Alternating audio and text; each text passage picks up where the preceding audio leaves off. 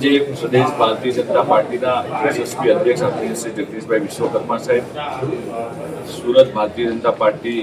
મહાનગરના કાર્યાલયે અહીંયા આવ્યા છે। 2 દિવસનો એમનો દક્ષિણ ઝોનનો પ્રવાસ છે। ગઈકાલે વલસાડના ઉમરગામથી શરૂઆત કરીને ત્યારબાદ પાર્ટી વાપી વલસાડ ત્યાર પછી નવસારી અને સાંજે સુરત ખાતે પહોંચીને જે દક્ષિણ ઝોનની અંદર જે રીતે વરસાદ ખૂબ પડ્યો અને ઘણી જગ્યા પર ઘણા લોકોને ખૂબ મુશ્કેલી પડી, ઘણી જગ્યા પર જે પરિસ્થિતિ થઈ છે વરસાદના કારણે કોઈના ઘરની અંદર પાણી ઘૂસી ગયું કે એ પ્રકારની પરિસ્થિતિની અંદર ત્યાં લોકોની વચ્ચે જઈને જે ભારતીય જનતા પાર્ટીના કાર્યકર્તાઓ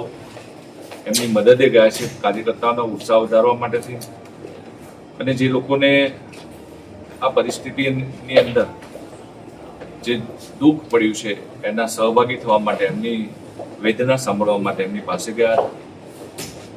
અને પરિસ્થિતિ જોઈને આખા ગુજરાતમાંથી જે પ્રકારે ભારતીય જનતા પાર્ટીના વિવિધ કાર્યકર્તાઓના માધ્યમથી, વિવિધ સમાજના લોકોના માધ્યમથી જે પણ મદદ મળે, જે પણ સેવાકીય પ્રવૃત્તિ થાય એના માટે થઈને જ્યાં જ્યાં જે વસ્તુની જરૂરિયાત છે એ મુજબ નવસારી જિલ્લા ભારતીય જનતા પાર્ટી અને વલસાડ જિલ્લા ભારતીય જનતા પાર્ટીના અમારા બંને પ્રમુખો જે જરૂરિયાત છે મુજબની યાદી બનાવીને અમને સોંપી છે। સાથે સાથે સુરત મહાનગરની અંદર કુલ મળીને 15,000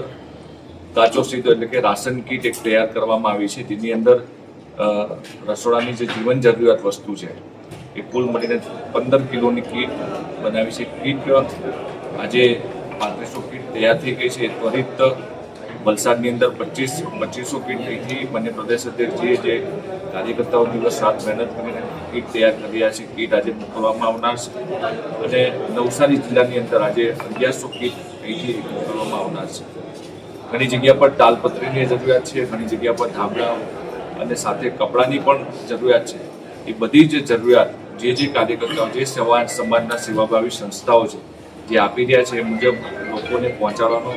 ભારતીય જનતા પાર્ટીના કાર્યકર્તાઓ પ્રયત્ન કરી રહ્યા છે।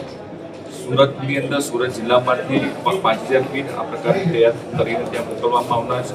અને સુરત મહાનગરમાંથી કુલ મળીને 15,000 કીટ અહીંથી મોકલવામાં આવનાર છે અને સાથે 5,000 ધાબળા સુરત મહાનગરમાંથી નવસારી જિલ્લા અને વલસાડ જિલ્લાની અંદર અમારા પ્રદેશના અધ્યક્ષ માનનીય જગદીશભાઈ વિશ્વકર્મા સાહેબના માર્ગદર્શન સુરત ખાતે અને બંને નવસારી અને વલસાડ જિલ્લામાં આ પ્રકારની સેવાકીય પ્રવૃત્તિનું આયોજન કરવામાં આવ્યું છે। સાથે સાથે પૂરના કારણે જે બાળકોના ભણતરને, બાળકોના પુસ્તકો હોય, ફૂલસ્કેપ હોય, નોટબુક હોય એ પણ આ પૂરની અંદર પલળી ગયા છે। તો સ્ટુડન્ટ્સની કીટ પણ, એના માટેના ફૂલસ્કેપ, નોટબુક અને ચોપડા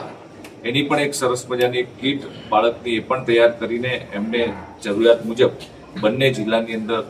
મોકલવામાં આવનાર છે।